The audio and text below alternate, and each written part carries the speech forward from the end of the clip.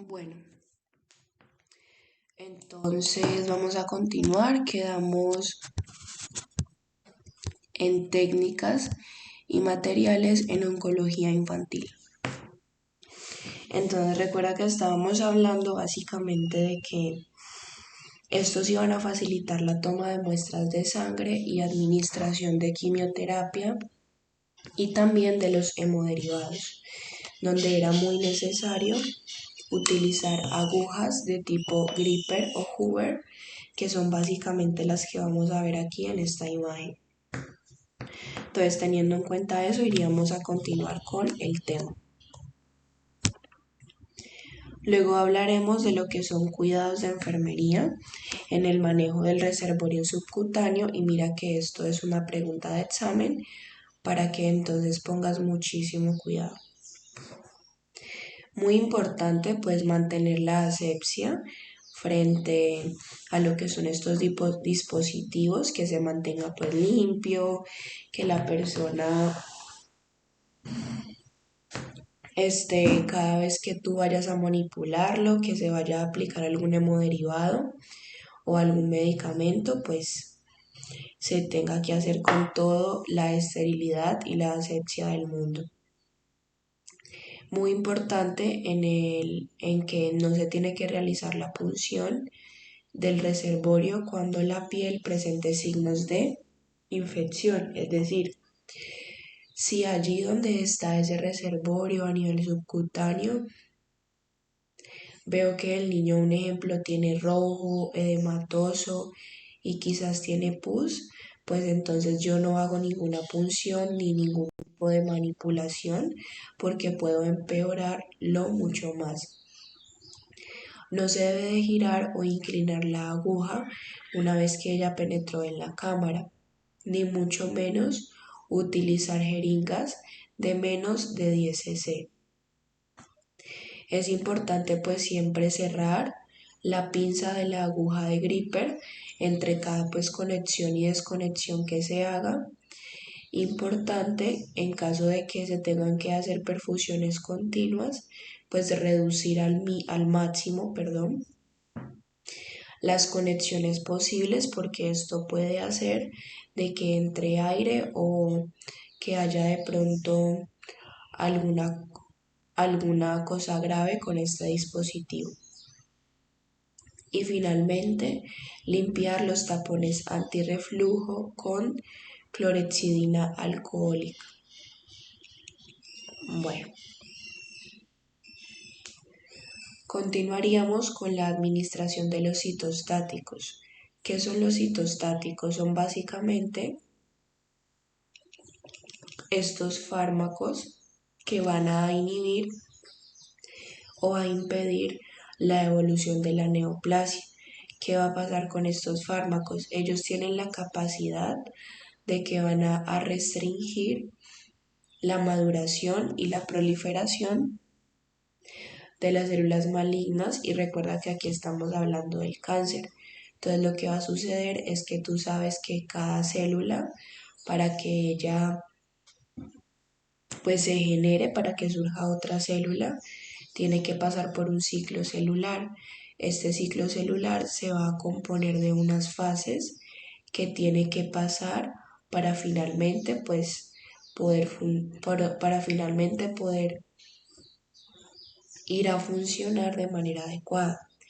Pero si en alguna de estas fases presenta alguna alteración, lo que sucede es que ella pues puede morir mediante apoptosis, y es básicamente lo que pasa acá, sino que un poco diferente. Es decir,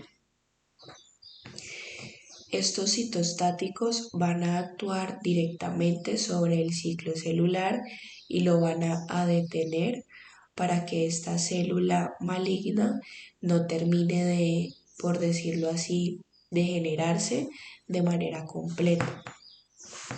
Y también pues algo que yo creo que tú y la mayoría de personas siempre notan cuando la persona tiene cáncer, pues que se les cae el cabello y también tienen debilidad de las uñas.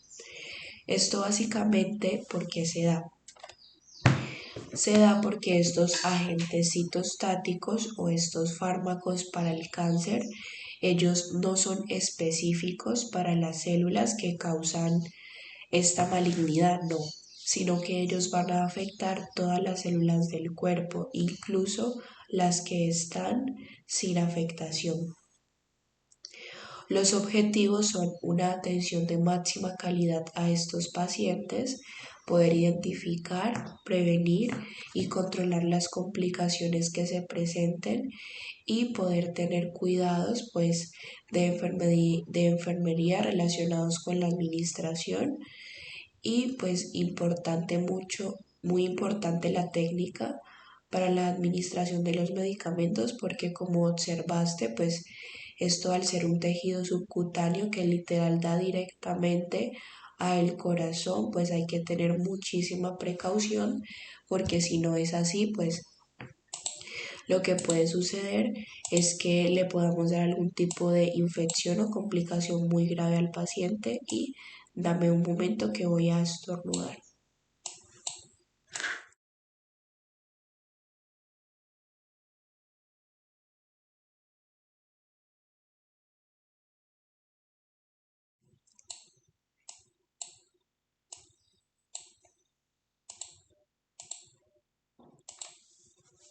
Bueno, ya para pasar entonces a lo otro, pues vamos a hablar de esto último con la imagen que tenemos, que es básicamente este, la de acá. Bueno, entonces ahora vamos a hablar con respecto a esta imagen para que de pronto nos contextualicemos un poco con eso que mencionamos ahorita. Entonces, iniciamos hablando de qué. Estábamos hablando de lo que eran principalmente esos cuidados de enfermería en el manejo de ese reservorio. Entonces, ¿cuáles son esos cuidados que se tienen que tener en cuenta? Pues decíamos que inicialmente una buena asepsia cuando se vaya a manipular este dispositivo, en este caso pues con el uso de guantes como observamos en la imagen y que no se tiene que realizar ningún tipo de punción del reservorio cuando la piel presente signos de infección, es decir, si la piel, como te decía, está roja, edematosa, si veo que hay pus o cualquier otro signo de infección, pues simplemente yo no voy a realizar esta punción que estoy observando en esa imagen, sino que pues primero tengo que tratar esa infección o eso que estoy observando allí, precisamente por lo que te mencionaba, que esto da directamente al corazón y pues pasarle una infección al corazón realmente sería muy riesgoso. Importante que esta aguja que observamos que están introduciendo no se tiene que inclinar ni tampoco debe de girarse una vez penetre. Mira que es totalmente recto.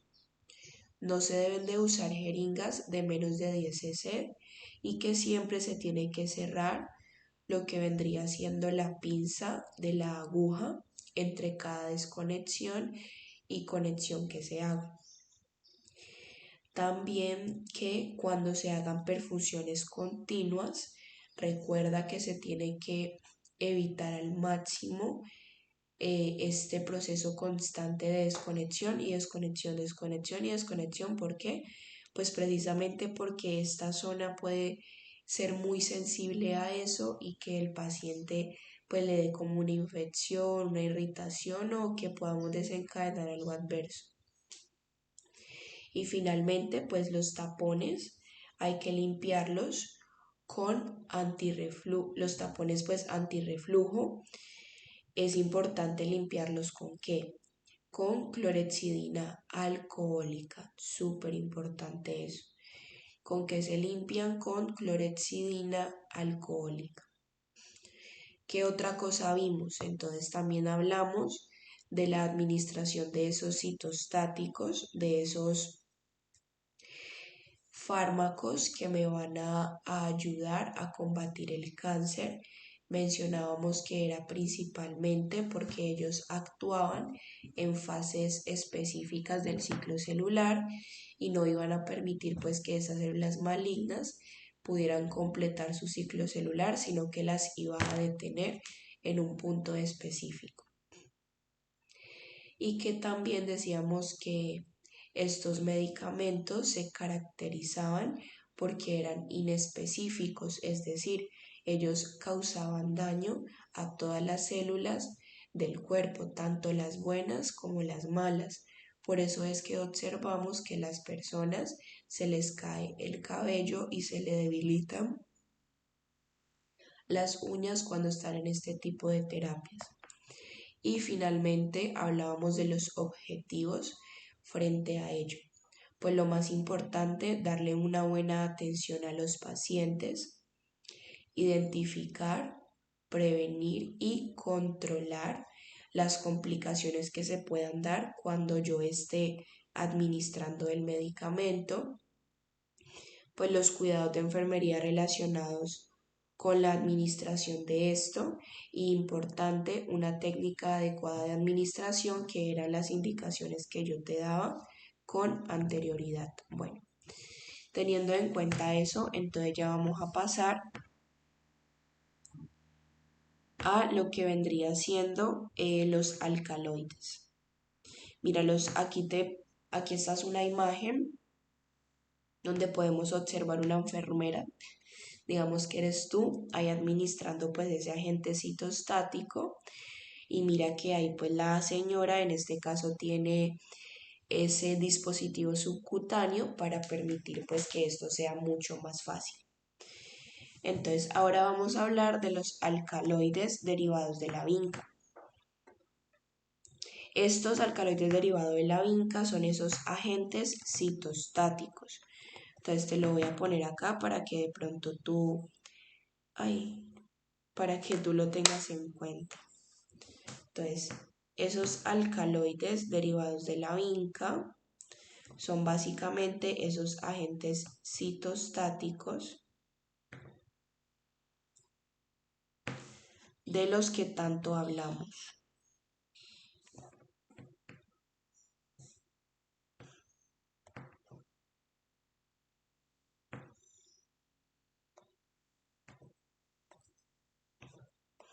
Ajá. Entonces, hablando ahora de esos agentes citostáticos, tenemos los alcaloides derivados de la vinca, donde vamos a tener la vincristina, la vinplastina, la vindecina, la vinflunina y la vinorelbina. Mira que estos citostáticos tienen tres características. Ellos pueden ser irritantes, vesicantes y no agresivos. Tú te vas a preguntar, pero Isa, ¿qué significa cada una de esas cosas? Pues básicamente los vesicantes son los más riesgosos porque pueden causar necrosis tisular. Los irritantes, pues simplemente como lo dice su nombre, van a causar una irritación a nivel local, pero no van a progresar a una necrosis.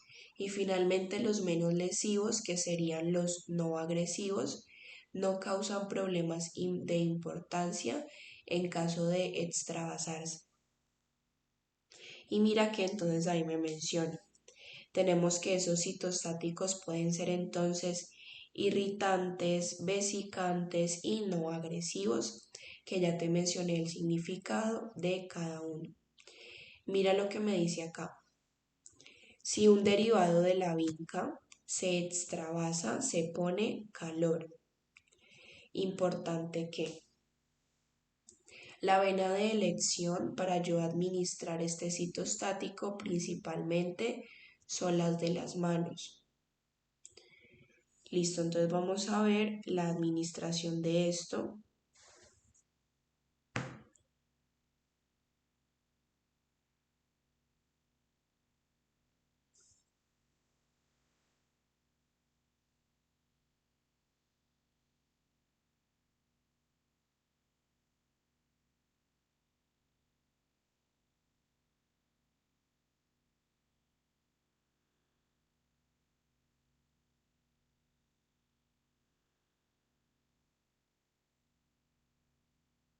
Entonces mira que principalmente se hace con la mano, entonces vamos a quitar claramente esta imagen de aquí porque lo principal es que se haga con la mano. Listo. Con respecto a la preparación, se van a usar lo que serían esas cabinas de seguridad biológica con flujo laminar tipo 2. Ahí te puse una imagen de una de esas cabinas. Es muy importante que el paciente tenga una copia de la orden médica, pues para confirmar que realmente sí es candidato para estos tratamientos. Todas las prescripciones médicas deben de incluir estos puntos, que a veces no lo tenemos en cuenta y alguna de estas cosas se pasa por alto y ahí es cuando vamos a tener problemas, como lo son tener los datos completos del paciente, el número del ciclo, cuál es el agente citostático que se le va a administrar, la dosis diaria, los días de administración, cuál vía y cuál modo de administración y duración debe de usarse y la medicación ayudante. Es decir, que mira que dependiendo de estos factores, asimismo voy a elegir cuál es el medio de administración, bien sea mediante la mano, como nos mencionaba con anterioridad, o directamente con el dispositivo subcutáneo. Entonces, tenemos aquí, mira lo que es muy importante esto y como te digo, a veces nos enfocamos tanto en el protocolo médico o de enfermería que olvidamos cosas a veces tan simple como lo es comprobar cada medicamento o cada cosa que le voy a hacer al paciente. Mira que estos agentes citostáticos están empacados en bolsas independientes, hay que comprobar muchísimo lo que es las etiquetas que tengan, por lo menos mira que en este me dice en perfusión intravenosa, proteger de la luz y refrigerar. Y mira que me dice aquí que es vesicante, o sea que este me puede causar una necrosis. Y mira que me dice pues el nombre de la paciente, me dice cómo se llama, la orden, la administración, el día, o sea, todo. Y esto es muy importante para hacerle un buen tratamiento.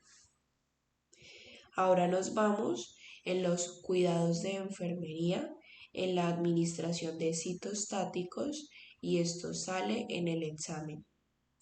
Entonces, importante, antes de administrar estos agentes citostáticos hay que tener correcto 5 cosas, como lo es paciente, fármaco, dosis, hora y vía. Entonces, todo esto tiene que ser adecuado, es decir, paciente correcto, fármaco correcto, dosis correcta, hora correcta y vía correcta. Y mira que toda esa información la saco de este empaque que es donde viene el agente citostático.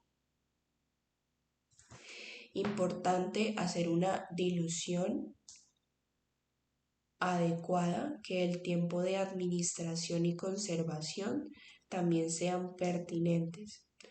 Importante comprobar la orden médica, comprobar con la etiqueta del paciente. También disponer de un kit de extravasación en caso de que se pueda presentar, kit de derrame y también contenedor para los residuos. Importante que si nos llega un paciente, si nos llega, perdón, un citotóxico con una orden que no coincide, pues no debo de administrarle esto, sino que se llama a la farmacia y trata de entonces corregir esto para que el médico lo pueda dejar por escrito y que tenga la constancia de que sí es algo indicado. En la administración del citostático es importante informar al paciente y a su familia que se tenga una buena higiene, enfocándolo en lavado de manos y colocación del equipo necesario. Mira lo que me dice acá. Debo de verificar y comprobar siempre la vía de administración. Eso es, pero vital que lo hagas para que nunca, nunca, nunca lo olvides. Y pues tiene que administrarse el citostático según sea el protocolo, monitorizar al paciente en caso de ser necesario y también registrar todo lo que se haga. Ahora entonces vamos a hacer el recuento de lo que llevamos. Estamos hablando de esos agentes citostáticos que son los que van a hacer unos medicamentos que atacan directamente el cáncer o la neoplasia para que ésta pueda disminuir y pues que la persona se cure, que tú sabes que actualmente hay muchísimas personas que se han recuperado del cáncer. Pero pues bueno, en este caso estamos hablando de los niños. Los alcaloides derivados de la vinca son los agentes citostáticos de los cuales vamos a hablar y mira que son varios. Tenemos vincristina, vinplastina, vindestina, vinflunina y virolelvina. Mira que ellos pueden tener tres características. Pueden ser vesicantes, irritantes y no agresivos. Te dije que entonces los vesicantes son aquellos que van a proteger, que van a causar necrosis tisular. Entonces, los vesicantes pueden causar necrosis tisular. Los irritantes pueden causar una irritación a nivel local sin progresar a necrosis. Y finalmente los no agresivos son los que no causan problemas cuando se extravasen. Entonces, ¿qué hacemos si un derivado de la vinca se extravasa? Se pone calor. Y las venas de elección, mira que son las manos, como te puse en la imagen.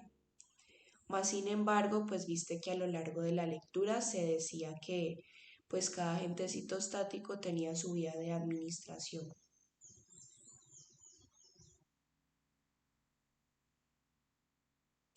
En la preparación mencionábamos que estos medicamentos se tenían que mantener en una cabina de seguridad biológica con flujo laminar tipo 2. Y mira que te puse una imagen ahí de la cabina. Súper importante lo de la orden médica, porque sin esta orden, pues al paciente no se le puede realizar el procedimiento. Importante que el paciente siempre traiga a mano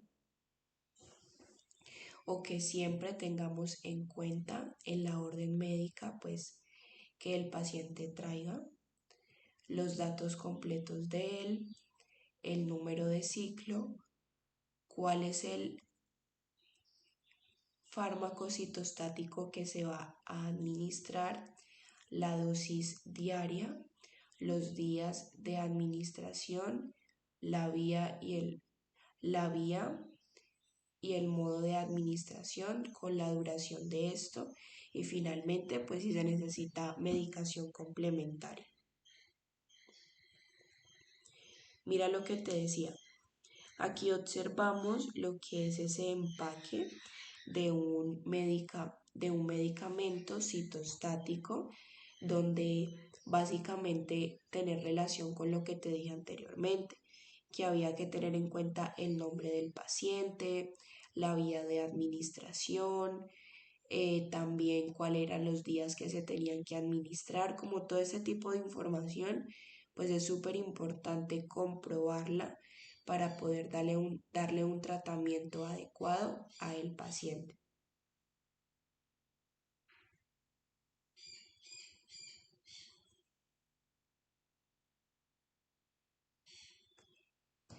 En los cuidados de enfermería, en la administración de los citostáticos, recuerda que estamos haciendo un recuento de lo que ya pues habíamos hablado. Entonces te decía que antes de la administración era muy importante, pero muchísimo, de que se tuviera en cuenta 5 cosas. Primero, pues que fuera el paciente el correcto, ¿no? Que sea el paciente correcto, no sea que le vayamos a dar algo a una persona que nada que ver con ese medicamento, que sea el fármaco correcto, que sea la dosis correcta, la hora correcta y la vía correcta. Y mira que son cosas de pronto muy fáciles que a veces uno por estar súper despistado en turno, haciendo una cosa y la otra, no tiene en cuenta y puede pasar con muchísima frecuencia, diría yo.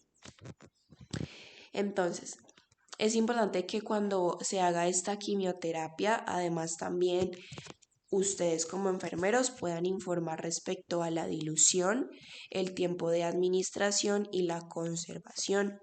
Comprobar esa orden médica que te he dicho muchísimo que es muy importante. Comprobarla pues con la etiqueta del paciente y con esa pulsera que se le pone para identificarlo. En caso de que sea pues necesario, se tiene que siempre tener allí un kit de extravasación, que recuerda que cuando se extravasa se pone calor. Se tiene que disponer también de lo que es un kit de derrame, el contenedor para los residuos pues del procedimiento. Y mira lo que me dice acá. Si nos llega un citotóxico con una orden que no coincide, no se debe de administrar. Se tiene que llamar a la farmacia, posteriormente se llama al médico, dejando constancia pues de todo esto que aconteció para que ellos estén al tanto de que no es que no se le quiso administrar, de que a esa enfermera tan odiosa no me quiso dar el tratamiento, no, simplemente algo no cuadró con ese agente citostático y por ende pues no se administra. Luego, frente a la administración del citostático, pues informar al paciente y a la familia sobre el procedimiento, mencionarle si es un agente citostático, como mencionábamos, vesicante, si es por lo menos irritativo o si es simplemente sin ningún tipo de alteración, pues para que ellos puedan estar al tanto de cuáles son esas complicaciones que se pueden dar. Importante lavado de manos y la colocación del equipo necesario. Como te decía, importante siempre, pero siempre verificar y comprobar cuál es la vía de administración, pues que me está diciendo el empaque de este fármaco citostático. Y finalmente, pues monitorear al paciente y administrar los citostáticos según corresponda el protocolo.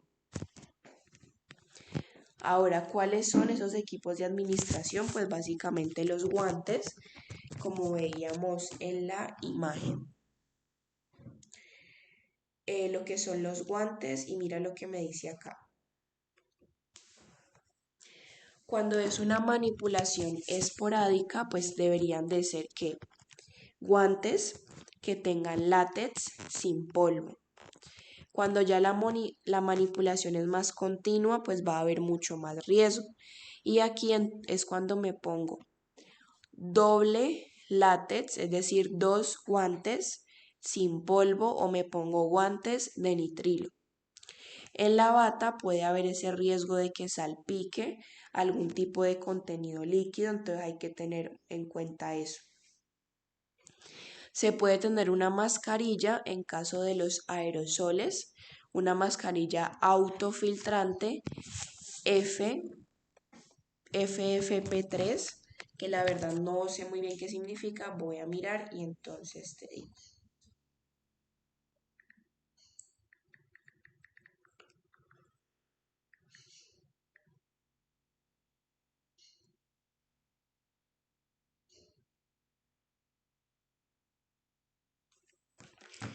Mira que esa mascarilla es básicamente un tapabocas. La verdad ni sabía que se llamaba así.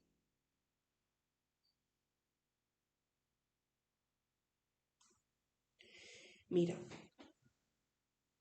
básicamente esa es la mascarilla FFP3. Bueno, pues en riesgo de que hayan fugas, pues tener un paño absorbente y pues gafas. En las vías de administración, que esto sale en el examen, tenemos la oral, que tú sabes que pueden venir comprimidos, cápsulas o suspensiones, que tiene que siempre haber un buen lavado y una higiene de manos antes de administrar pues la pasta y también después. Importante pues manipular lo menos posible el medicamento, sino que pues una vez yo lo quito del empaque de una pues que el paciente lo ingiera, no se tiene que partir ni triturar, eso es importante decirle al paciente cuando lo trague y que se deba de cumplir que se administre en los horarios que esté establecido. Ya hablando un poco de la vía de administración subcutánea e intramuscular, también hay que hacer un buen lavado de manos, usar guantes, no se debe de purgar las jeringas precargadas, eso es muy importante.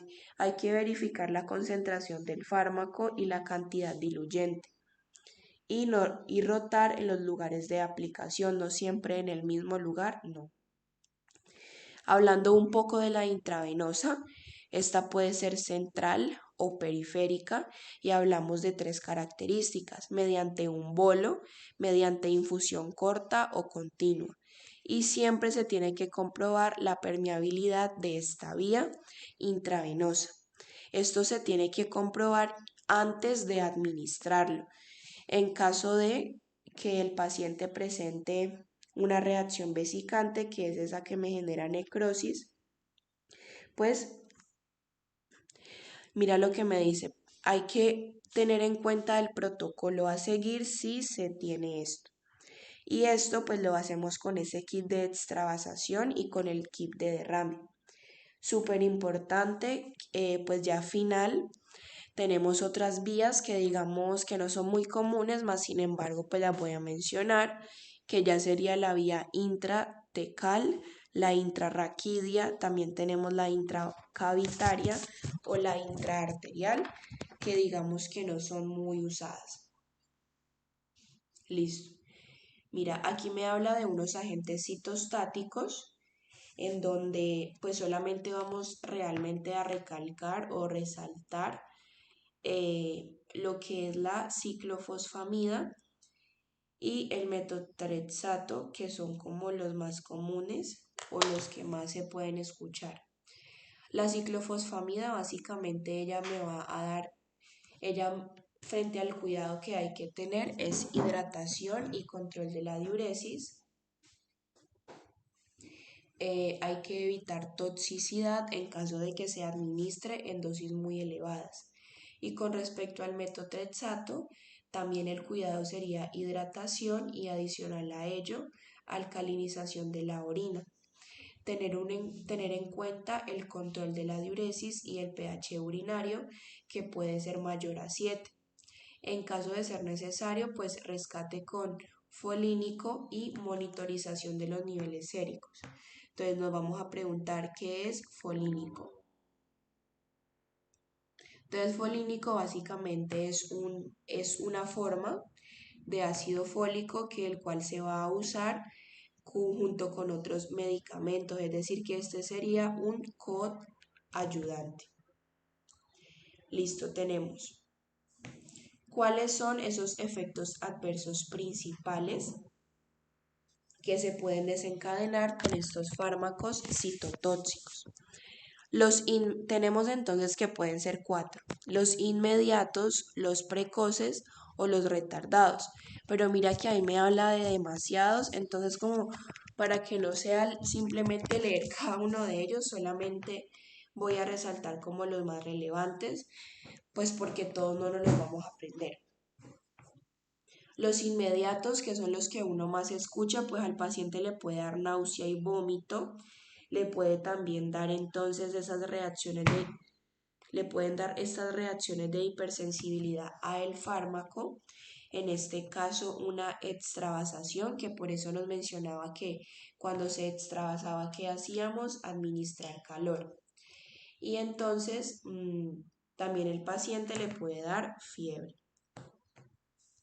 En los efectos adversos precoces, la alopecia, también se puede dar estas tres que recuerda que te las mencionaba. La leucopenia, disminución de esos leucocitos que eran los glóbulos blancos. La trombocitopenia, disminución de plaquetas. Y la anemia, recuerda, disminución de ¿quién? De eritrocitos, es decir, glóbulos rojos. Los efectos adversos retardados ya serían un ejemplo, una miocardiopatía, serían ya una ototoxicidad, una miocardiopatía. Y los tardidos podría ser segundas neoplasias, que es lo que a veces más se ve, o que haya una fibrosis hepática. Entonces, luego seguimos con esas recomendaciones que se le tienen que dar a todos los pacientes que tienen tratamiento con citostáticos. Vamos a tener la alimentación, la higiene, alopecia, estomatitis o mucositis. Entonces mira que esa también va a ser muy frecuente, la señalamos. Las náuseas y los vómitos y finalmente la piel.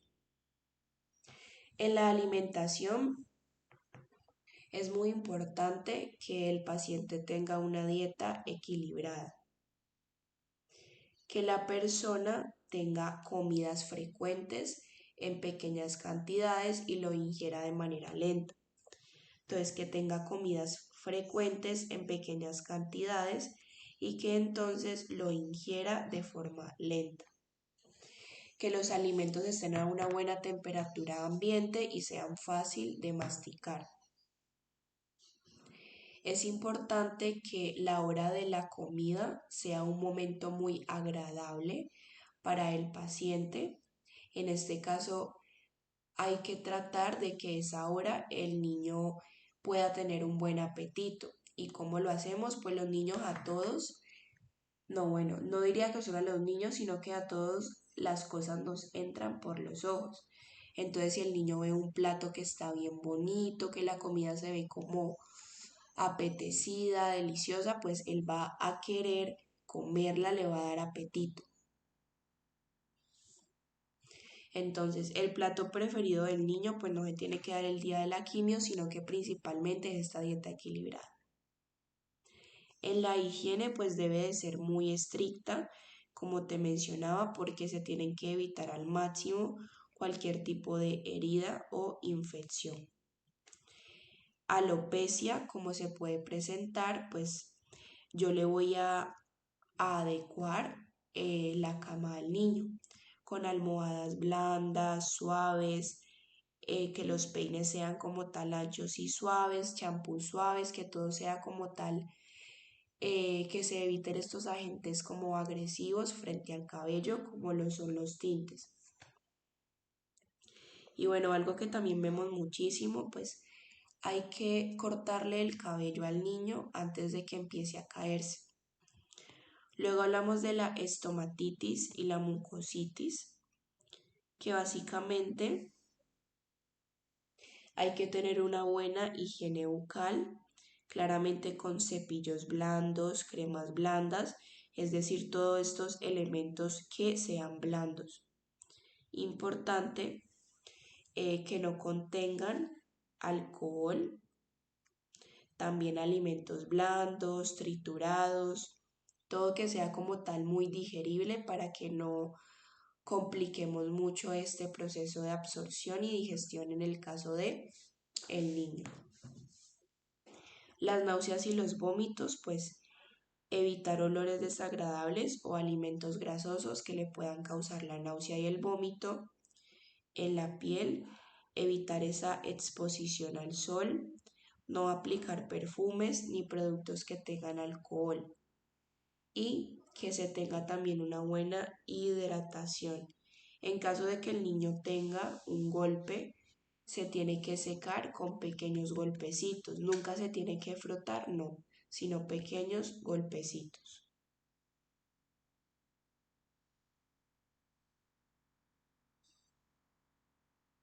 Bueno, entonces vamos a hacer el recuento desde aquí para entonces continuar con el tema. Entonces, importante aquí, te vuelvo a mostrar esta imagen para que en serio te quede que es muy importante revisar el empaque en el cual viene el agente citostático. Mira que aquí me dice que es un antineoplásico, que es un vesicante, es decir, que puede causar necrosis, me dice que es intravenoso y me da el nombre del paciente, entre más cosas que es muy importante que se comprueben. Ahora pues ya haríamos el recuento de esos cuidados de enfermería en la administración de los citostáticos. Entonces, antes de administrarlo debemos de tener en cuenta 5 correctos, que es paciente, fármaco, dosis, hora y vía. Que estas 5 cosas estén correctas, que yo las verifique y las compruebe mediante la orden médica. Entonces, además de eso, es importante informar sobre qué, sobre la dilución, el tiempo de administración y finalmente la conservación que tiene que tenerse con este medicamento. Lo que te decía, súper importante comprobar con la orden médica cada una de estas cosas que te dije. El fármaco, la dosis, la hora y la vía de administración. Importante en caso de que se presente algún tipo de complicación, como puede ser la extravasación, pues se tenga el kit de extravasación, el kit de derrame y el contenedor en caso de los residuos. Mira lo que nos dice, si nos llega un paciente, un niño, con una orden, si nos llega un citostático, perdón, hago ahí la aclaración, si nos llega es un citostático para administrárselo a quién, pues a un niño. Esa es como tal la idea. Discúlpame ahí. Si nos llega entonces un citostático, que sería ese medicamento para la neoplasia que tenga el niño, pero no coincide, no debo de administrarlo. Es decir, como veíamos en la imagen que te mostraba, si algo de esto no coincide, de esta información que está acá no coincide con de pronto la orden médica, pues entonces yo no debo de administrarle eso porque puedo meterme en graves problemas si lo hago cuando veo que hay algo que está mal. Y entonces para uno curarse en salud, como dicen por ahí, yo tengo que de una llamar a la farmacia, quien fue la que me mandó el medicamento, y reportarle esto, de que me enviaron un medicamento, que no coincide, bueno, todo el chismerío, por decirlo así. Y posteriormente a esto, lo que yo debo de hacer es llamar al médico, en este caso el oncólogo, que fue el que le mandó esto, donde le debo de explicar lo que aconteció. ¿Por qué? Porque tú sabes que puede pasar mucho que la gente piense como que no, es que la enfermera no quiso administrar el tratamiento a mi hijo y él está enfermo y que no sé qué. Y bueno, para evitar como todo ese tipo de problemas, principalmente legales en caso de que les dé por demandar o les dé por investigar, bueno, uno tiene que hacer todos estos protocolos para evitar cualquier tipo de error. Y ya hablando sobre la administración del citostático, pues informar al paciente y a su familia sobre el procedimiento, como siempre informar estos riesgos o complicaciones que se pueden desencadenar, poner al paciente en un ambiente confortable o que sea cómodo y también seguro para él. Importante el lavado de manos para la colocación pues de de este y se tiene siempre que verificar y comprobar la vía de administración. Eso es muy importante. Se tiene que administrar el citostático según el protocolo, pues según lo que me haya indicado la vía de administración y también pues teniendo en cuenta lo que te mencionaba con este dispositivo en caso de que la administración sea directamente en el dispositivo subcutáneo o bien sea en la mano, que también decíamos que era más común allí. Y se tiene pues que monitorizar al paciente en caso pues de ser necesario y listo. En el equipo de administración tenemos los guantes. En los guantes se pueden usar de qué forma. Si la manipulación que yo voy a hacer es esporádica o corta, pues yo simplemente me pongo un guante sin polvo. Pero si por el contrario la manipulación va a ser más continua, pues va a haber mayor riesgo. Entonces aquí yo me pongo 2 guantes de látex sin polvo. O si no, me puedo poner unos de nitrilo.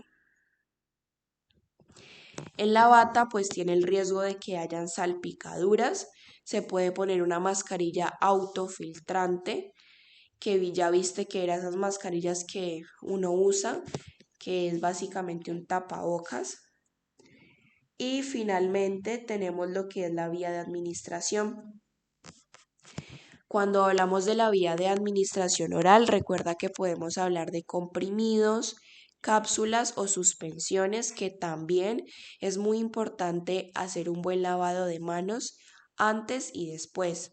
Que se usen los guantes, manipular lo mínimo posible, es decir, yo saco la pasta y que de una del niño pues la ingiera. No se debe de partir ni triturar y esto es muy importante decírselo a el niño porque los niños no suelen saber tragar pastas o claramente esto no se le manda como a cualquier edad, sino que un niño pues que ya tenga la capacidad de comprender esto porque pues no se tiene que hacer esto, sino que él de una literal la trague. También pues que cumpla la pasta cuando yo se la voy a administrar pues con los horarios establecidos. Y ahora vamos a hablar de esa vía subcutánea e intramuscular. También hay que hacer un lavado de manos antes y después, usar guantes y algo importante que dice, no, pero no, purgar las jeringas precargadas. Entonces, por nada del mundo, purgar las jeringas precargadas cuando la vía de administración es subcutánea e intramuscular. Aquí también se tiene que verificar la concentración del fármaco y la cantidad diluyente. Y como hablamos de una vía subcutánea intramuscular, yo tengo que rotar los lugares de aplicación. No siempre lo debo de hacer en el mismo lugar. Con la intravenosa, recuerda que podemos hablar de una vía central o periférica y esto podemos también relacionarlo en que puede ser de forma de bolo, infusión corta o infusión continua. Aquí en la vía intravenosa, ¿qué es lo importante? Comprobar siempre, pero siempre, la permeabilidad de la vía. Y esto se hace antes de administrar el agente citostático. Comprobar también el kit de extravasación y de derrame. Y también, pues si estamos hablando de un citostático vesicante, pues yo estar muy pendiente en caso de que haya algún tipo de alteración. Y pues ya tenemos otras vías que la verdad no son muy usuales usarlas, a menos de que alguna de las vías que he mencionado con anterioridad pues no se puedan usar. Ya yo pensaría en una vía intratecal, intrarraquídea, intracavitaria o intraarterial. Luego vamos a hablar de ese agente citostático donde íbamos a mencionar dos principales, como lo es la ciclofosfamida y el metrotexato,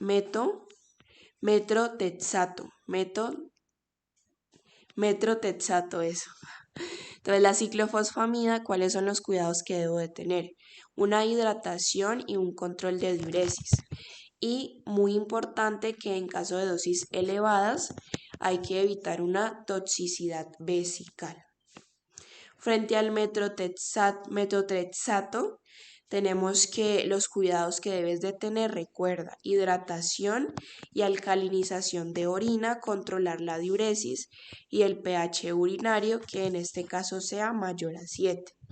El rescate folínico, que te dije que es básicamente un análogo de lo que es el ácido fólico y es como un coayudante. Y también aquí se tiene que monitorear los niveles séricos.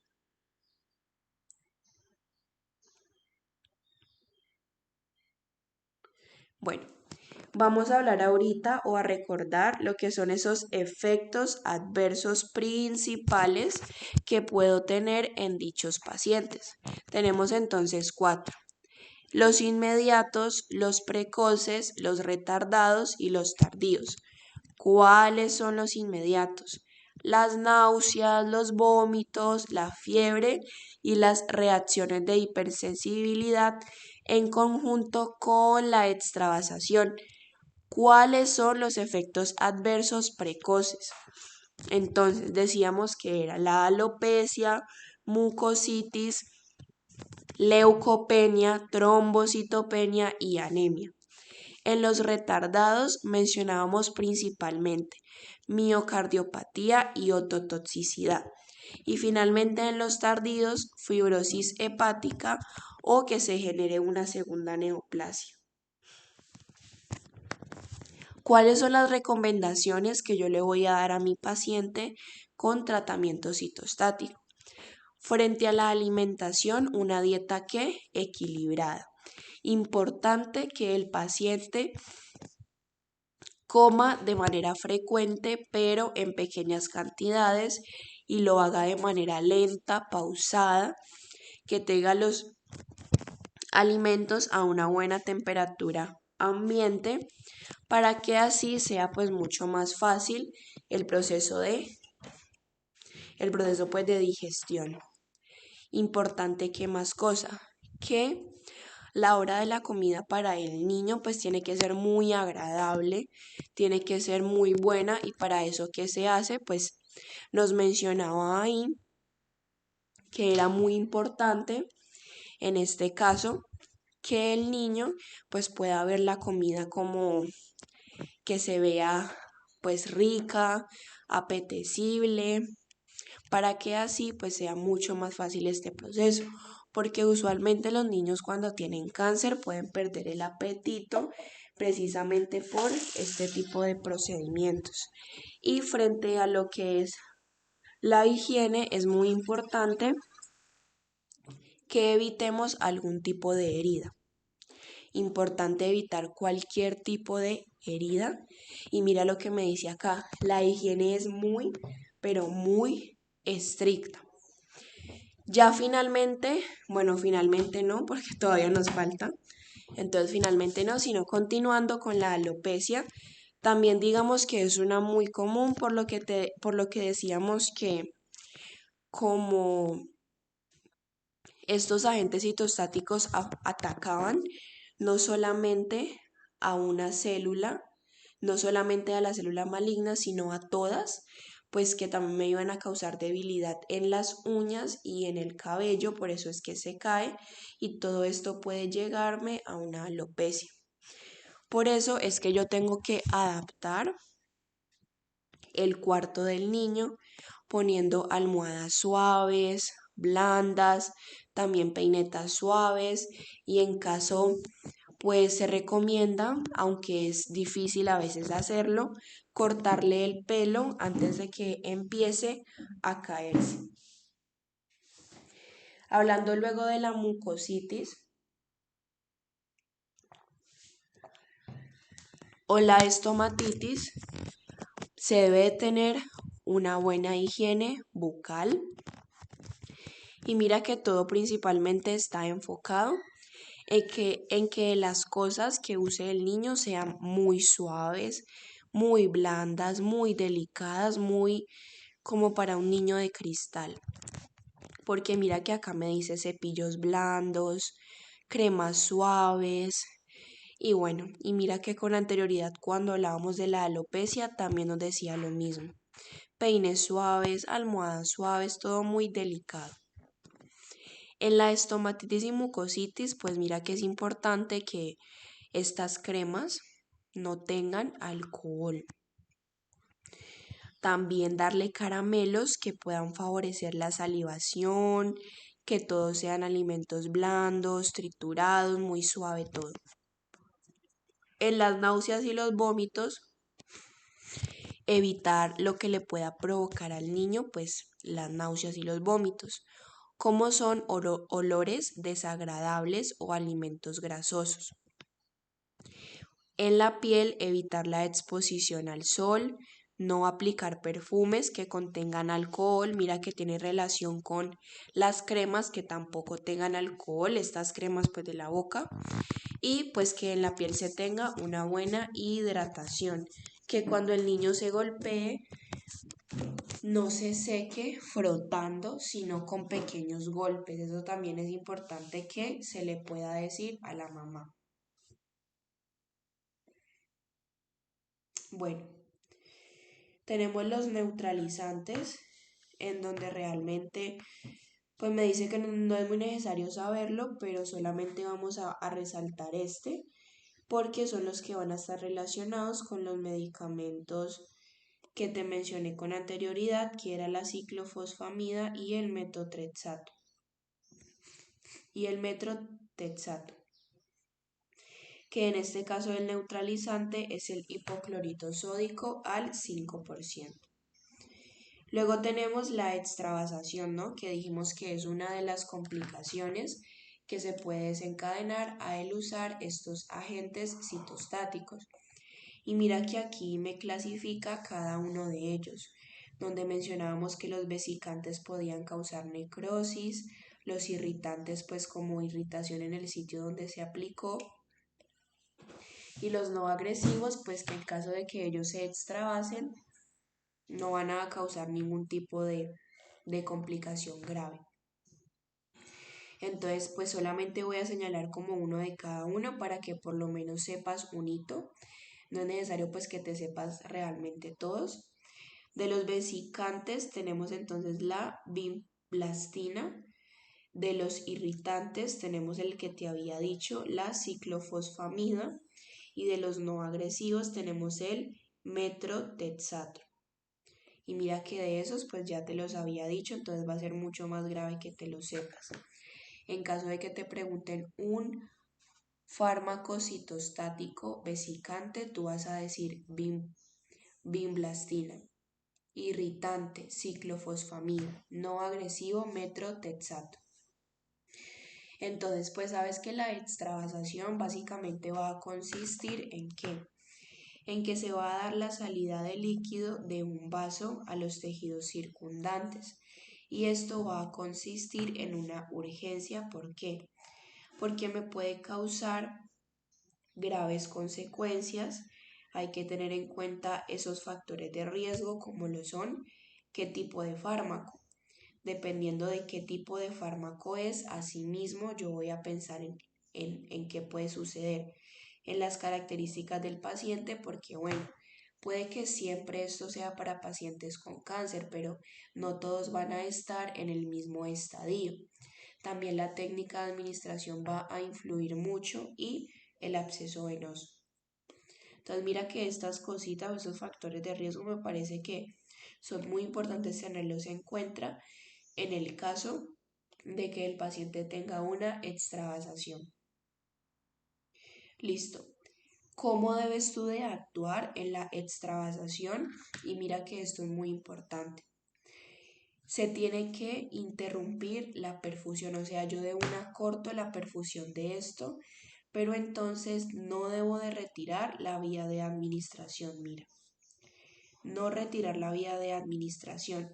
Se tiene que como tal extraer de 3 a 5 mililitros de líquido a través de qué? Pues del catéter. Importante, no masajear y no presionar. ¿Y qué tienen que hacer? Pues llamar al médico. Se tiene que retirar la vía, aspirar vesículas y también tener en cuenta el equipo de extravasación. Entonces vamos a mirar cómo es ese equipo de extravasación.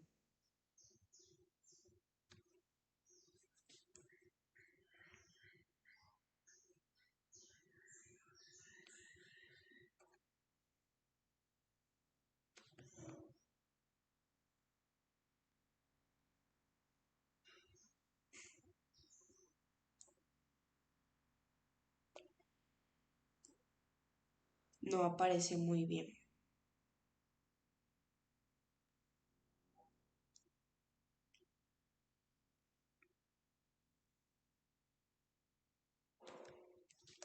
Pero pues sería básicamente equipo de extravasación. Es que tampoco lo copié bien.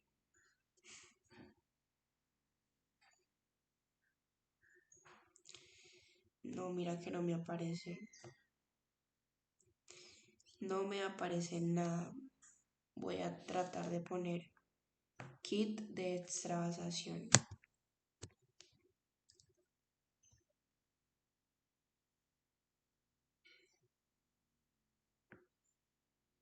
Mira, aparentemente es este kit y creo que es esto, mira. Ese sería entonces el kit de extravasación. Eso es como lo que va a contener. Mira, aquí yo pienso que algo te puede generar confusión porque mira que me dice no retirar la vía de administración y por acá luego me dice que la retire. Entonces yo creo que esto es principalmente en los pasos. Es decir, si yo observo que entonces mi paciente está cursando con una extravasación, lo primero que yo hago no va a ser retirar la vía de administración, no, sino que mira que lo primero que hago es interrumpir esta perfusión y lo que hago es que extraigo de 3 a 5 mililitros de líquido a través del catéter. Posterior a ello es que voy a llamar al médico y entonces ahí es cuando retiro la vía. Y ya aquí es cuando aspiro vesículas que se puedan observar y el equipo de extravasación. Listo. Entonces tenemos, en caso de tener que poner, mira lo que me dice acá, en caso de tener que poner un citostático en lo que vendría siendo una vía periférica, se tiene que escoger la vena de la mano. Se debe escoger la vena de la mano para poder reaccionar mucho mejor a una extravasación, tanto en tiempo de actuación como en posibilidad de un acceso a una vena superior. Mira lo que me dice aquí. Pues darle un antídoto en caso de que lo esté, limpiar el área con povidona iodada, extremidad afectada hay que elevarla, avisarle, como te decía, al médico o pues al responsable y si es necesario pues se va a pautar tratamiento para el dolor o infección y registrar todo lo que aconteció. En los antídotos específicos, mira lo que me dice acá. Solamente pues es relevante que te sepas los antídotos, los antídotos derivados de la vinca, que va a ser el calor seco, mira. Porque recuerda que yo te dije que cada vez que esto se extravasaba, lo que se iba a recomendar que era pues calor seco. Bueno, ya luego pues para pasar como a la parte de dolor, pues vamos a terminar con esto. Entonces, hablamos de lo que son esos neutralizantes, en donde solamente mencionábamos dos principales, como lo era la ciclofosfamida y el metrotexato, que el neutralizante iba a ser el hipoclorito sódico al 5%. Solamente con esos dos, que sepas que el neutralizante es hipoclorito sódico al 5%, es importante. Ahora hablamos de la extravasación, que hemos mencionado que es algo que puede pasar con estos agentes citostáticos. Y mira que aquí me hace una clasificación de cada uno de esos agentes, como lo son los vesicantes, donde tenemos la vinblastina. También tenemos los irritantes, donde está la ciclofosfamida. Y finalmente tenemos los no agresivos, donde está el metrotexatro. Entonces eso también es muy importante que tú puedas tenerlo en cuenta. Con que te sepas uno de cada uno es suficiente. Entonces, recuerda que básicamente la extravasación es esa salida de líquido de un vaso a los tejidos circundantes y que eso es una urgencia. ¿Por qué? Pues porque me puede llevar a graves consecuencias, pero debo de tener en cuenta los factores de riesgo, como lo es el tipo de fármaco, porque recuerda que los más que me pueden causar alteraciones son los vesicantes con necrosis tisular. Entonces depende mucho el tipo de fármaco, el tipo de paciente, por lo que te decía, hay pacientes que están mucho más enfermos que los otros, también la técnica de administración y el acceso venoso. ¿Cómo tú debes de actuar frente a una extravasación? Pues primero debes de interrumpir la perfusión, pero no se tiene que retirar la vía de administración.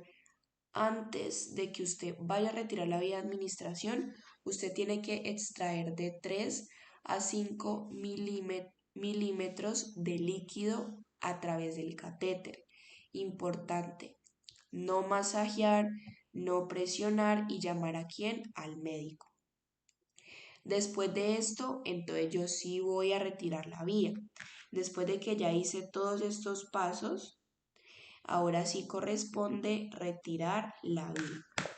Se tiene que aspirar vesículas que se puedan observar y coger o usar ese equipo de extravasación. Mencionábamos que en caso de tener que poner un citostático en vía periférica, ¿cuál íbamos a escoger? Pues la vena de la mano, porque permitía que yo reaccionara mucho más rápido y mejor frente a una extravasación. Importante que en caso de esto administrar el antídoto específico, donde recuerda que el antídoto específico de los derivados de la vinca es calor seco. ¿Cómo es? Calor seco.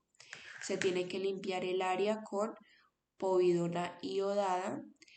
La extremidad pues que se presentó con extravasación se tiene que elevar, avisar al médico y también pues pautar en caso de ser necesario tratamiento para el dolor o la infección y registrar todo lo que acabo de pasar.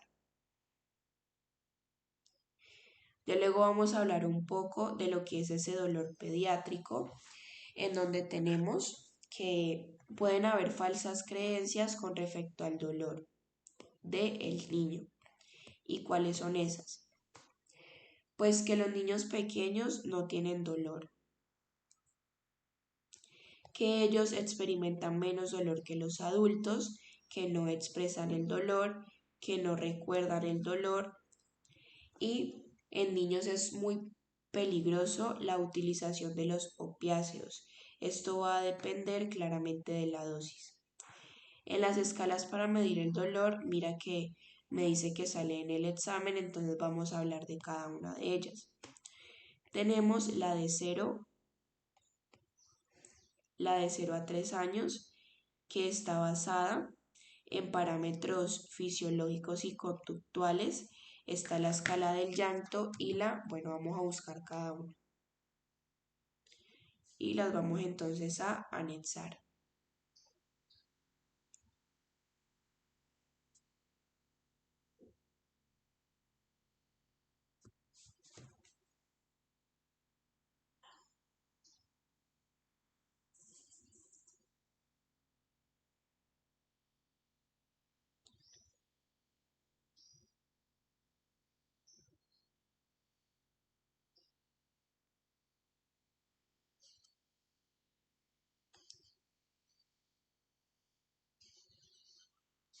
Entonces está la escala del llanto y también tenemos la escala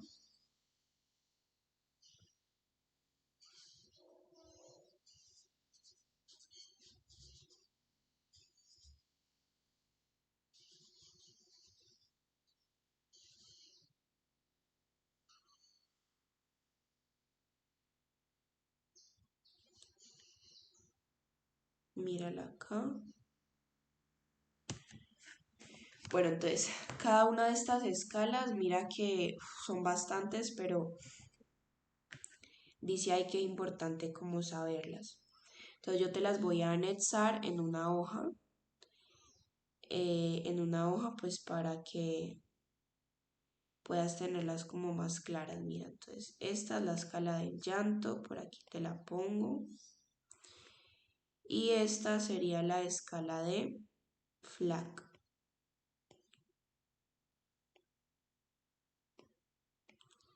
Esta moradita. Y tenemos luego la escala que vendría siendo de los 3 a los 7 años.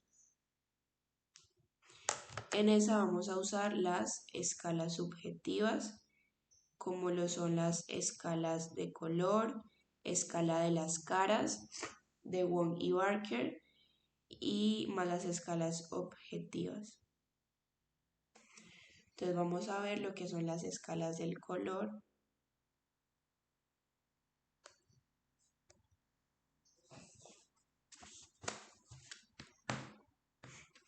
Entonces mira, estas son las escalas del color. Ejemplo, esta.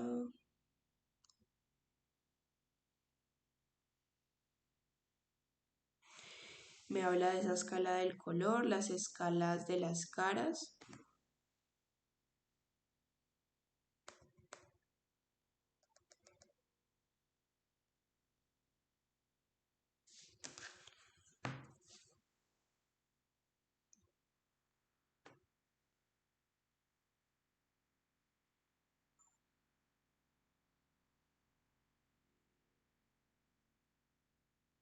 Y finalmente, mayor a los 7 años, la escala de Eva, que ya vamos pues a ver cada una, solo que pues hay que buscarla.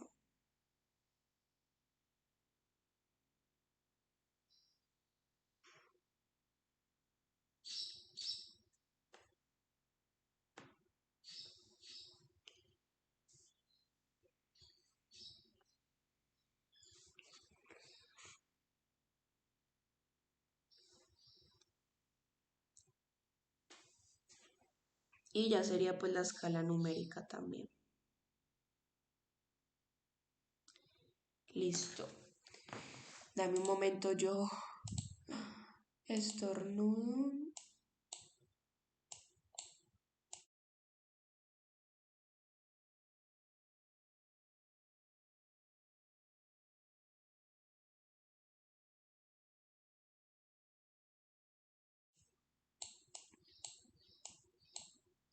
Listo. Entonces, te voy a poner acá pues cada una de las escalas y pues claramente también te voy a poner como las edades que nos plantean allí.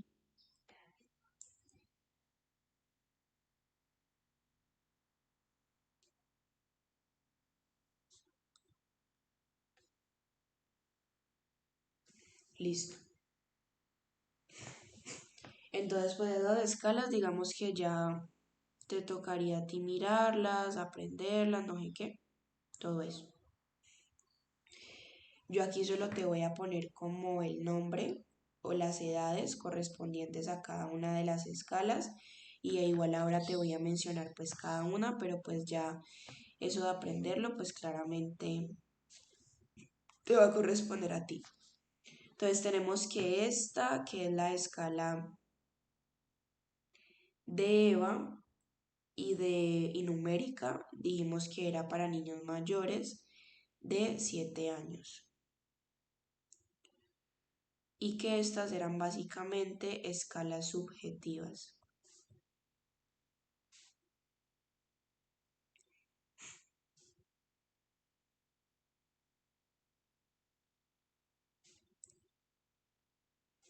Listo, mayor a 7 años, entonces escalas subjetivas. Luego por acá tenemos,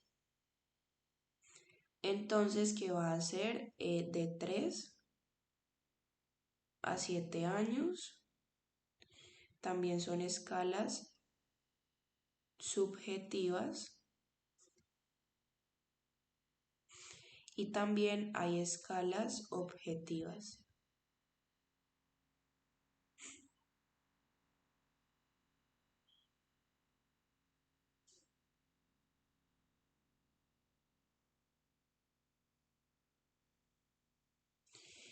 Y finalmente, pues tenemos de los 0 a los 3 años, las cuales van a ser basadas en parámetros fisiológicos y conductuales.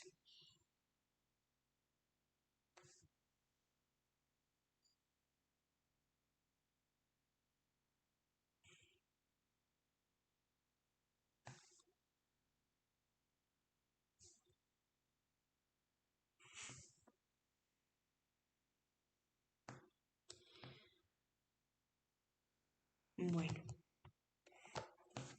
entonces ya quedó entonces cada una de las escalas, pues con sus características, ya quedó como todo.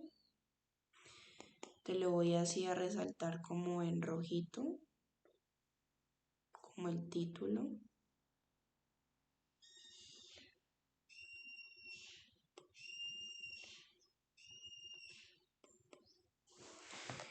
Listo, entonces, recuerda que estamos aquí hablando de lo que es el dolor pediátrico, donde te había mencionado que hay unas falsas creencias con respecto a este dolor, y es que la gente cree que primero, pues que los niños no tienen dolor, que los niños no es, que los niños experimentan menos dolor que los adultos.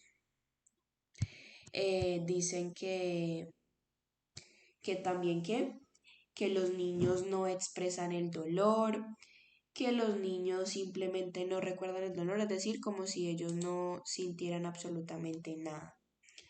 Entonces, sin embargo, es importante que tengas en cuenta que en los niños es muy peligroso la administración de los opiáceos, que tú sabes que son los que se usan pues para el dolor.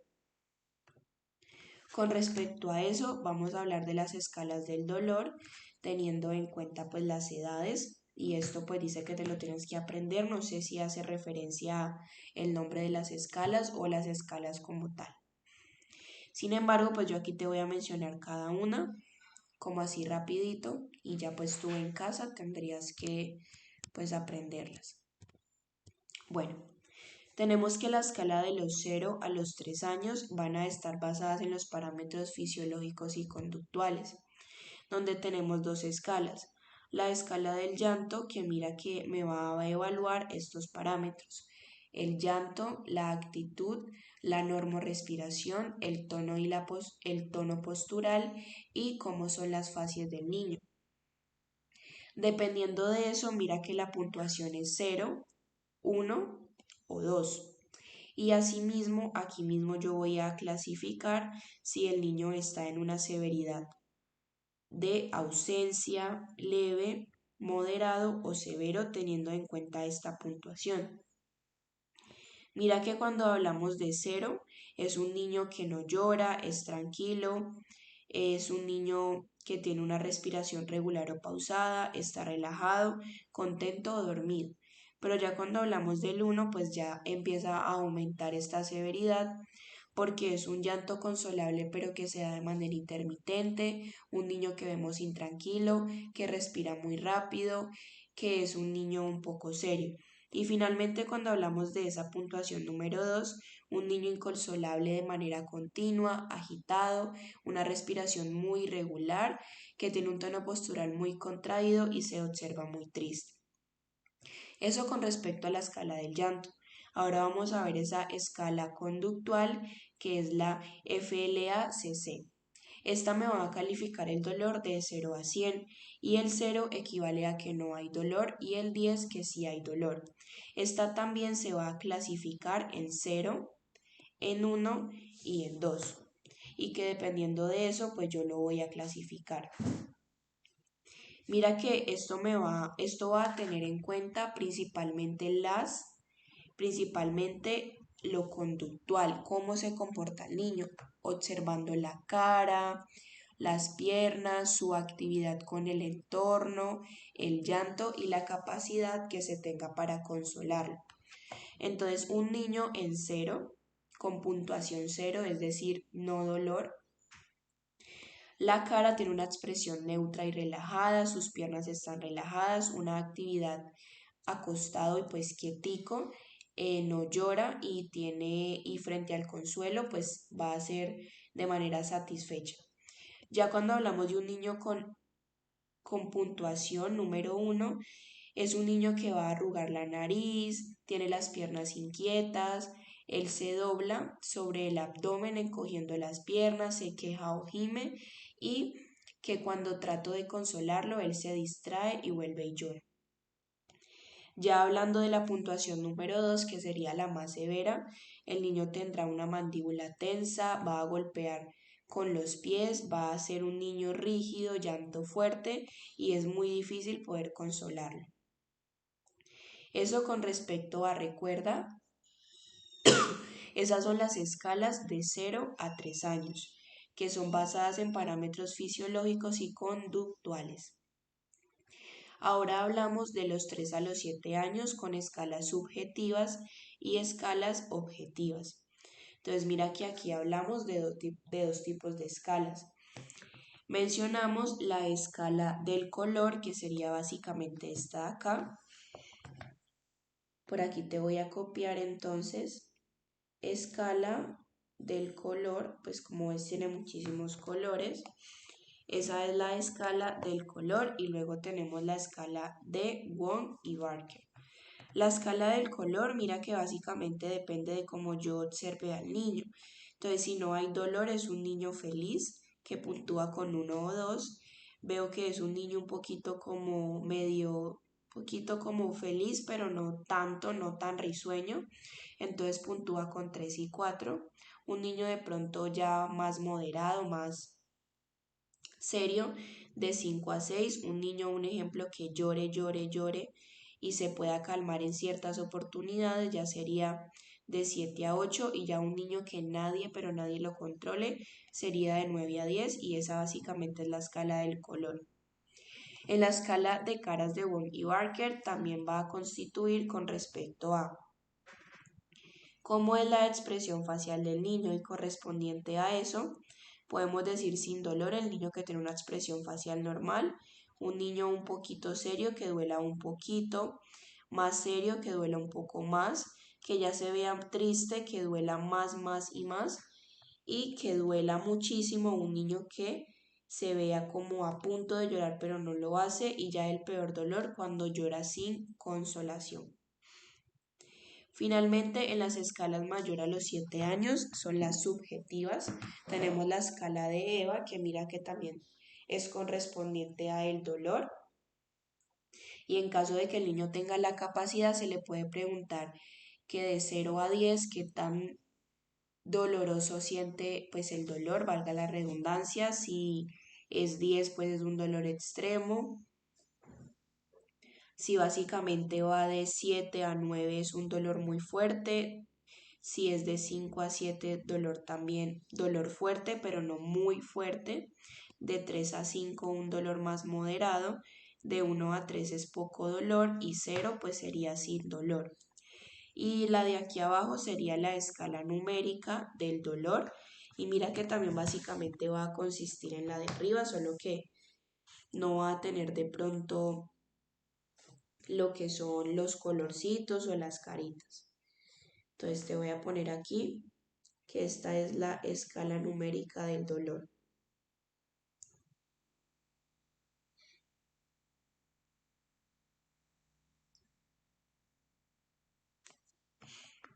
Bueno, y entonces teniendo en cuenta eso, vamos a hacer un repasito acá de cada una de esas escalas, pero pues no así cada una, sino como para que tú recuerdes cuál se usa en cada grupo hectáreo. Entonces, te voy a poner aquí que vamos a hablar de las escalas del dolor, porque recuerda pues que eso sale en el examen, donde la vamos a clasificar dependiendo de la edad.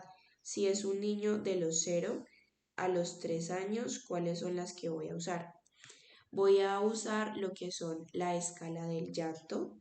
Entonces uso la escala del llanto.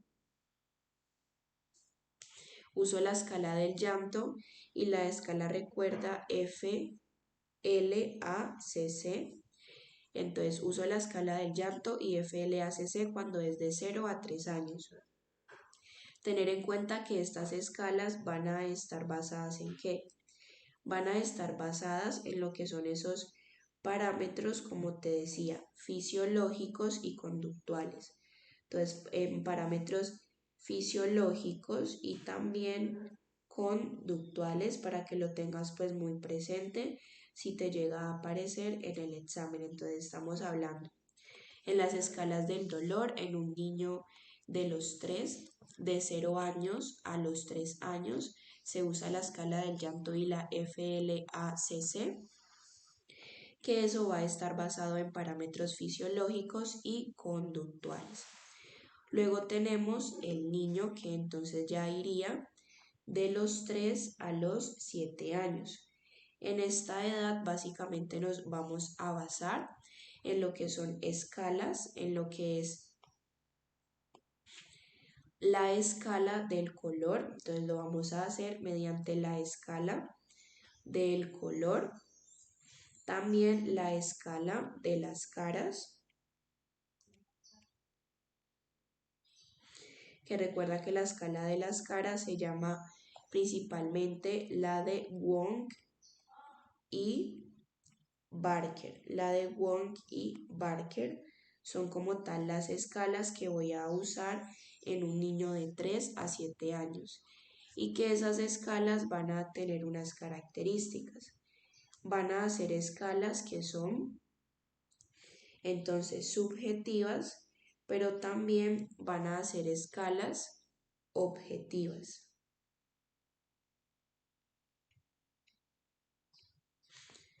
Finalmente, entonces vamos a tener que ya hablando en un niño, pues que ya sea en este caso mayor a los 7 años, ¿cuáles son las escalas? Las escalas que se van a usar son la escala numérica, entonces vamos a buscar la escala, en este caso numérica, y la escala de EVA. Recuerda que estas escalas solamente son subjetivas. Entonces, mira como el resumencito que te hice aquí, pues para que tú lo tengas muy presente. Hablamos de esas escalas del dolor. En un niño de 0 a 3 años tenemos la escala del llanto y la FLACC, que está basada en parámetros fisiológicos y conductuales. De los 3 a los 7 años, la escala del color y la escala de las caras, que se llama Wong y Barker, que son subjetivas y objetivas. Y ya mayor a 7 años está la escala numérica y de EVA, que ellas son netamente subjetivas. Entonces, eso con respecto a la escala del dolor. Bueno, ahora continuaríamos con el tema, ¿no? Entonces, ahora vamos a hablar de lo que sería en este caso la dieta baja en bacterias, pues para los niños. Todos estos temas así que digan como examen, te los voy a resaltar así. Entonces, en la dieta baja en bacterias, esto está indicado cuando los niños tengan aplasia medular. ¿Qué es la aplasia medular? Recuerda que yo te hablaba de la aplasia medular en temas anteriores, pero pues no sé si de pronto tú lo recuerdas. La aplasia medular es cuando desaparecen las células encargadas de la producción de la sangre en la médula ósea. Entonces te lo voy a poner aquí al ladito para que lo tengas presente. Es básicamente la desaparición de las células encargadas de la producción de la sangre en la médula ósea. Entonces mira que eso es súper importante. Es cuando se da la desaparición de las células que pues encargadas de la producción de la sangre en la médula ósea, e incluso te lo voy a resaltar así en rojito para que puedas ver. Bueno, ¿cuáles son entonces los alimentos permitidos? Van a ser alimentos cocidos, pasteurizados, frutas con cáscaras, entre otros. Tú te vas a preguntar, ¿cuáles son los alimentos pasteurizados? Los alimentos pasteurizados, pues básicamente son las cremas, los helados, los quesos, las verduras, los productos lácteos, todo es eso. Todos esos alimentos el niño los puede comer. Y hay que tener cuidado con lo que se le va a prohibir al niño, prohibido. Entonces, prohibido queso azul no pasteurizado, yogur tipo Actimel, frutas con piel, zumos no pasteurizados y miel cruda. Eso es súper importante, pues, que se tenga en cuenta en estos niños. En el trasplante de progenitores hematopoyéticos, las indicaciones principales son en pacientes con enfermedades hematológicas y tumores sólidos. En el tipo, mira que puede ser autólogo, que es el autotrasplante, es decir, que del mismo paciente se haga su propio trasplante, por decirlo así. Tenemos el alogénico, que ya es el donante con el mismo pues tipo genético, en este caso los hermanos que sean gemelos. Listo. Entonces, eso por esa parte. También pueden ser en este caso los padres o algún donante pues que tenga el mismo tipo genético del niño. También se puede hacer mediante la obtención de células madres. Eso como tal pues tiene un proceso quirúrgico que se hace mediante la punción de la médula ósea. O si no, también lo podemos hacer mediante la aferesis, que tú también te vas a preguntar pues ¿qué es la aferesis? Bueno, la aferesis básicamente va a consistir cuando se extrae sangre, o sea, se extrae la sangre, se separa parte de la sangre, como lo son plaquetas, glóbulos rojos, blancos, y el resto de la sangre se devuelve a el donante. Entonces, vamos a ponerlo acá con una definición que me aparezca acá.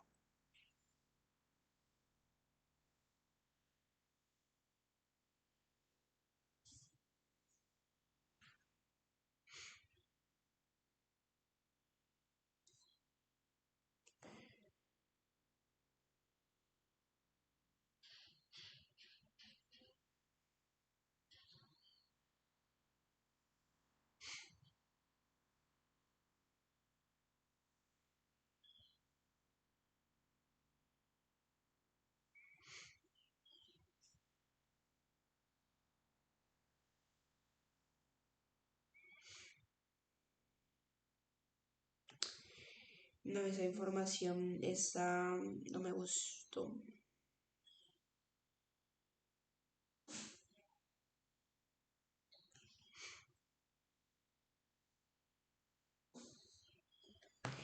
Mira, esta que te voy a poner eh, es como más fácil de interpretar.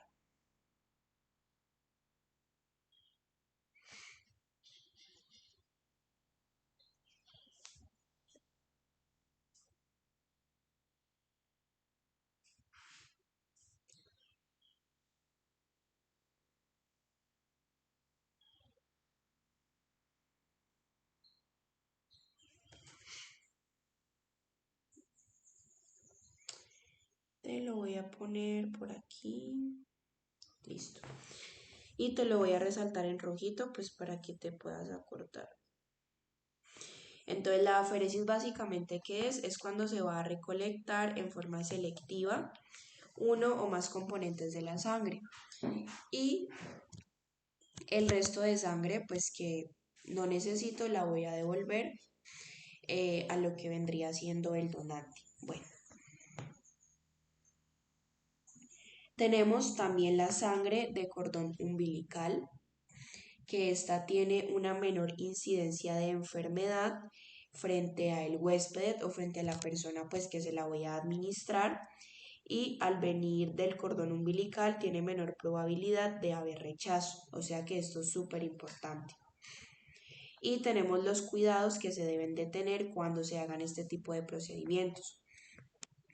Entonces es muy importante la habitación de aislamiento con filtros EPA.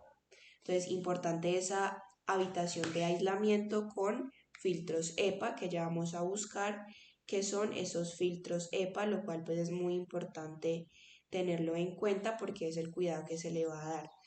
Un filtro EPA es básicamente, puede recoger todas esas partículas nocivas o microorganismos como lo son el moho, el polvo y los ácaros.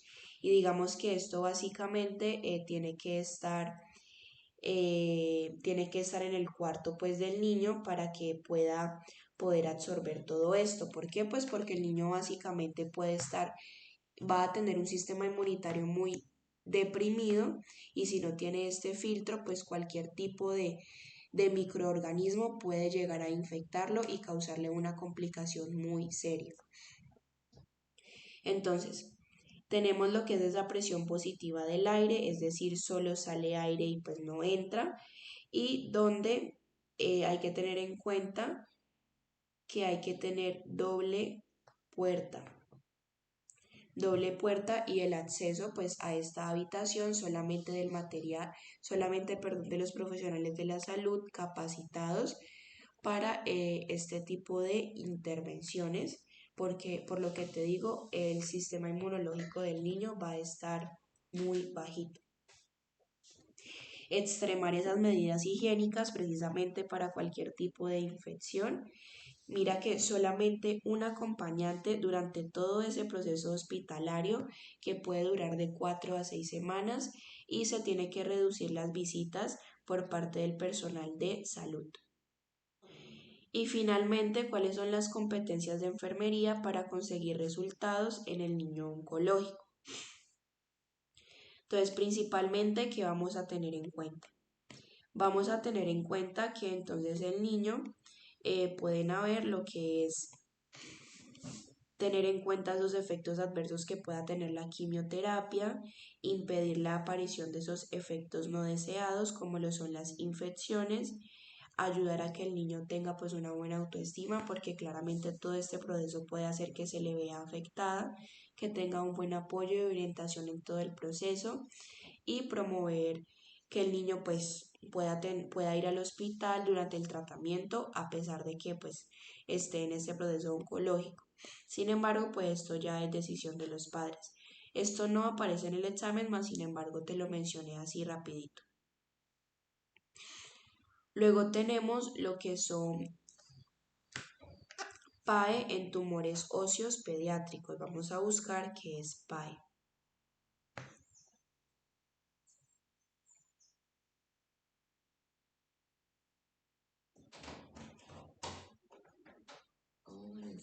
Hola, más bien. Bueno, tenemos como tal PAE. PAE básicamente, digamos que es a nivel pues, de enfermería, es como diagnóstico, planificación, ejecución y evaluación. Yo la verdad no sabía, supongo que tú sí la tienes súper clarita. Entonces es básicamente la valoración, el diagnóstico, la planificación y la ejecución junto con la evaluación pues, de estos pacientes, en este caso con el enfoque de tumores óseos. En la fase del diagnóstico, pues súper importante.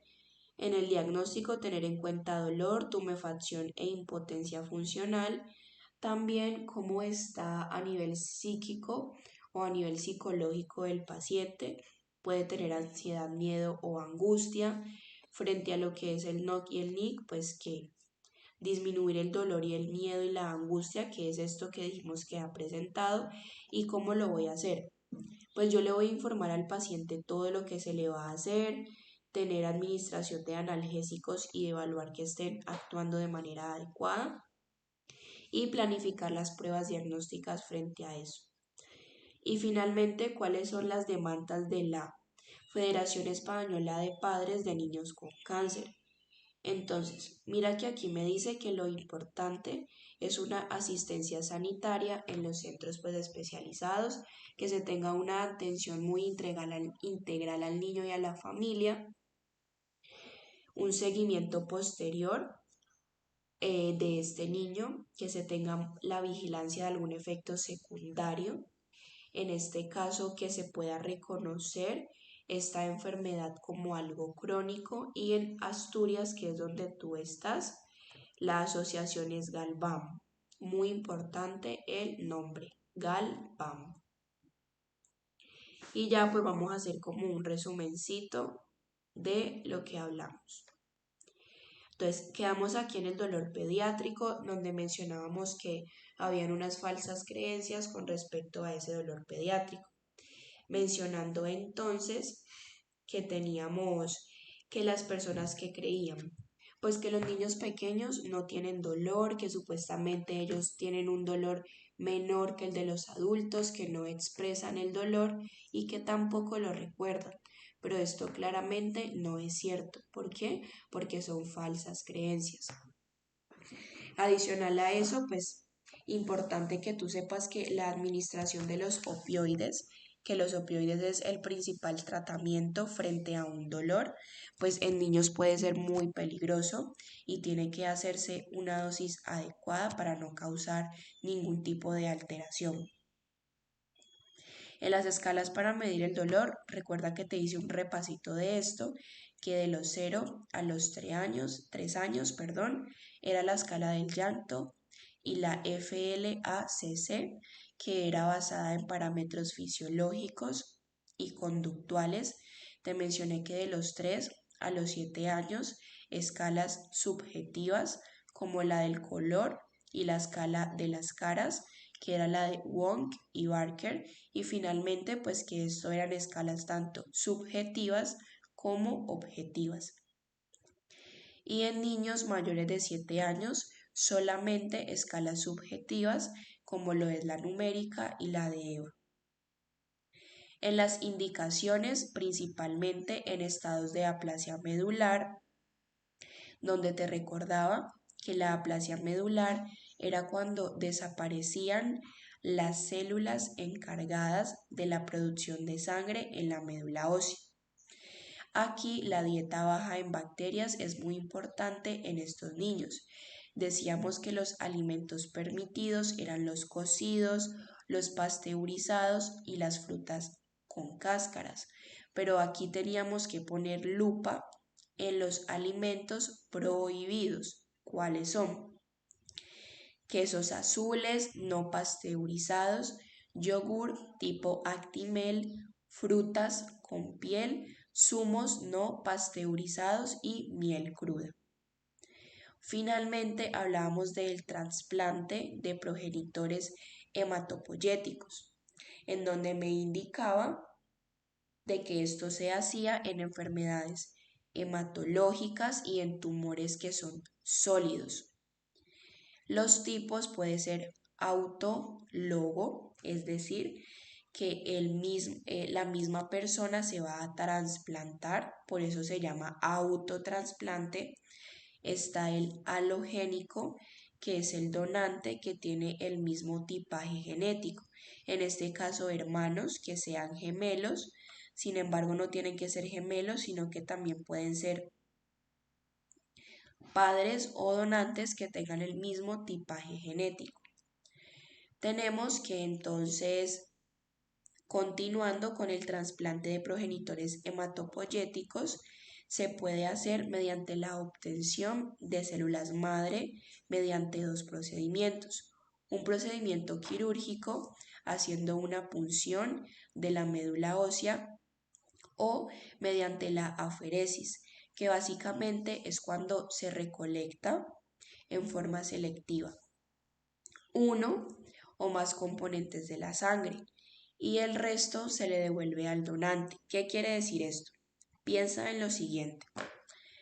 Tenemos la sangre y tú sabes que en la sangre hay demasiados componentes. Pues yo te decía que estaban los glóbulos rojos, los glóbulos blancos, las plaquetas, bueno, muchísimas cosas circulan por sangre. Pero ¿qué pasa? Cuando yo hago una extracción de sangre, este proceso de aferesis es que extraigo la sangre y solamente voy a recolectar algo específico, un ejemplo. Extraigo la sangre, pero solamente voy a necesitar los glóbulos rojos. Entonces, de manera selectiva, solamente voy a recolectar glóbulos rojos. Y la otra parte de la sangre que sí contiene todos esos componentes, pues se la vuelvo a introducir al donante. ¿Por qué? Porque yo solo necesitaba glóbulos rojos. ¿Sí me hago entender? Básicamente es como algo así. También me habla que mira que la obtención de células madre, me equivoqué, no se hace mediante dos cosas, sino tres cosas, que también sería en este caso la sangre de cordón umbilical, mira. También se hace entonces mediante la sangre de cordón umbilical y esta es la que tú más importancia debes de darle. ¿Por qué? Porque esta, como viene directamente del cordón umbilical, pues va a tener una menor probabilidad de que el niño lo rechace. Entonces, súper importante. ¿Estamos hablando de qué? Recuerda que estamos hablando del trasplante de progenitores hematopoyéticos, que se puede hacer mediante la obtención de células madre, mediante tres procesos: quirúrgico, puncionando la médula ósea; aferesis, recolectando de forma selectiva un componente de la sangre; y sangre de cordón umbilical, que es el que tiene menor probabilidad de que haya rechazo. Luego hablamos de los cuidados. Se debe de tener una habitación de aislamiento con filtros EPA. Bueno, yo te dije que estos filtros lo que iban a hacer es que, valga la redundancia, pues iban a filtrar cualquier tipo de partícula, microorganismo que pueda albergarse en la habitación en la cual el niño que va a ser sometido a este trasplante vaya a ser hospitalizado. Yo te dije eso, pero pues nunca te mostré cómo era. Entonces te voy a mostrar cómo son esos filtros EPA. Mira, básicamente este es un filtro EPA y mira que aquí me dice que ellos, ¿qué pasa? Están hechos de una malla fina y mira lo que me dice: el 99.9% de partículas y bacterias las atrapa. ¿Por qué? Porque yo te mencionaba que estos iban a ser niños, pues que no iban a tener una buena función de su sistema inmunológico, por lo que iban a estar muy predispuestos a desencadenar cualquier tipo de infección. Por eso es que yo pongo este filtro, para que no se albergue pues ningún tipo de microorganismo que le pueda causar una infección al niño y el niño, al no tener un buen sistema inmunológico, pues le pueda causar algo muy grave. Mira que esto básicamente es una presión positiva del aire, en donde solo sale aire y básicamente no entra. Tener en cuenta lo que es la doble puerta que se tiene pues que usar. Importante extremar las medidas higiénicas precisamente para evitar cualquier tipo de infección. Incluso, mira, solo un acompañante durante todo el proceso hospitalario, que puede ir de 4 a 6 semanas. Se tienen que reducir las visitas al mínimo por parte del personal de la salud. Tú sabes que el personal de la salud no solamente va a atender al niño, sino a muchos otros pacientes. Y si el niño no tiene un sistema inmunológico full o digamos adecuado, funcionante, pues si el personal de la salud empieza a entrar mucho y también tener interacción con ese niño y con otros pacientes, es probable de que le pueda llevar alguna infección. Por ende, hay que ser muy cautelosos y cuidadosos con esto.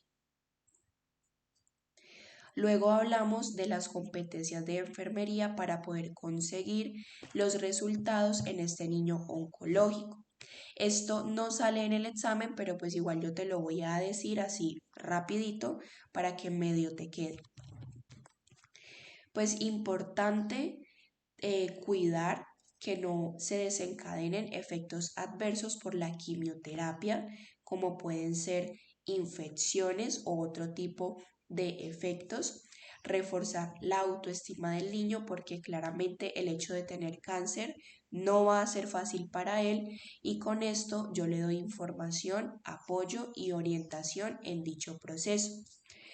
Importante promover una buena integración escolar y social, es decir, que el niño pueda asistir al colegio siempre y cuando él esté en la capacidad de hacerlo, porque ir al colegio también le puede desencadenar ciertas infecciones y muchísimas cosas. Entonces, esto claramente va a depender pues del consejo que le dé el médico oncológico. Luego tenemos el PAE en los tumores óseos y pediátricos, que bueno, yo te mencioné que no sabía muy bien qué era eso, pero pues ya veo que es básicamente valoración, diagnóstico, planificación, ejecución y evaluación en donde pues en ustedes las queridísimas enfermeras. En las fases como tal previas al diagnóstico voy a tener en cuenta la alteración de la movilidad, como lo es dolor, tumefacción e impotencia funcional. En el diagnóstico frente a la alteración del bienestar psicológico que pueda tener el niño, puede tener ansiedad, miedo o angustia. Por ende, mi objetivo va a ser disminuir el dolor, el miedo y la angustia. ¿Qué es lo que tú vas a hacer para poder alcanzar ese objetivo? Pues le vas a informar al paciente de todo lo que se va a hacer, vas a tener una buena planificación y vas a administrar analgésicos en caso de ser necesario. Y finalmente, frente a lo que son las demandas de la Federación Española de Padres de Niños con Cáncer, pues tener en cuenta que se tiene que dar una atención integral tanto al niño como a la familia, hacerle un seguimiento posterior, que él salga del cáncer o pues de este proceso de quimioterapia. Importante reconocer que esto es una enfermedad crónica y en Asturias, que es donde tú estás, la asociación es Galván. Súper importante ese nombre, recuerda, Galván. Galván, ¿en dónde? En Asturias. Y ya, Pilar, con eso terminaríamos la clase del día de hoy.